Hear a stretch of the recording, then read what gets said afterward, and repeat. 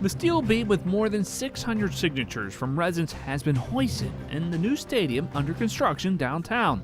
The beam will be visible in the stadium's main entrance just as you walk through the gate. When placed, the beam is the last structural steel piece and is referred to as topping out because the contractor has reached the completion of the structure. In every construction project, we have what we call a steel topping out. And so it's really significant because it really is iconic. It shows one of two things. Either it's the highest piece of steel on a project or it's the last piece of steel on a project. Out here at the baseball stadium, this is actually our last piece of steel going in on the project. So it's a big milestone and we wanted to share it with you guys today. In addition to signing the beam, residents also signed a login sheet that will be used for historical purposes and later placed in a time capsule. Ready? 3, 2, and 1. Citizens provided feedback during a Café Conversation event and shared with city staff what priorities they would like the city to focus on in the coming year. Community Café Conversation is an annual event that gives residents another opportunity to identify what they think are the top priorities for Fayetteville. Residents are asked about their priorities for the upcoming fiscal year, what success looks like, and how the city can promote transparency and accountability for results. The results from the Community Café Conversations are then provided to the City Council during their City Council Strategic Planning Retreat in early February. Strategic planning is a roadmap to guide the use of money, personnel, and resources to realize a shared vision of the future. It outlines what a community hopes to achieve through a long-term and annual goal-setting process and provides steps for reaching those goals.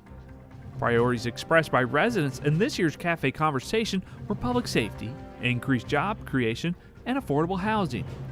During Café Conversations, the majority of participants responded that they felt the city was heading in the right direction in the 5 of the 6 strategic goals.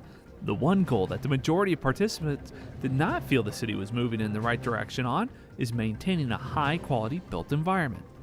The key themes expressed this year by participants were identical to those expressed last year. However, participants were decidedly more negative in their views of how the city's doing in achieving its strategic goals. This may indicate that residents feel the city is not doing enough or not moving quickly enough to address resident priorities. I'm the city's community development administrator. I would like to welcome you. The Economic and Community Development Department recently met with businesses, nonprofits, and citizens interested in working with the city as a community housing development organization, or CHODO for short. CHODOs help the city meet the needs of the community by providing affordable housing. The city receives federal funding every year and distributes the funds to CHODOs serving the community. The goal of the meeting is for the city to connect with organizations or individuals who are interested in becoming a CHODO. The gap in affordable housing development is so wide. We need all the partners that we could have to try to minimize that gap. Currently, the city has 2 currently active CHODOs, and we do need a lot more to try to conquer the gap of affordable housing. Some of the services currently provided by CHODOs include the construction of new affordable housing or the acquisition and rehabilitation of existing buildings for the purpose of affordable housing. Contractors are making progress in replacing the bridge on Ann Street.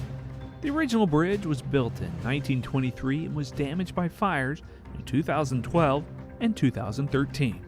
After the last fire, the bridge was closed for safety reasons. Work was approved last year on the $1.7 million project, and crews began by removing the old bridge. The demolition of the bridge has been completed, and the contractor has finished pouring concrete for all bridge supports and is working on the bridge deck. The project is expected to be completed by the end of the summer and open to traffic. The Fayetteville Public Works Commission recently held its 25th annual Grinding of the Greens at the Fayetteville Community Garden.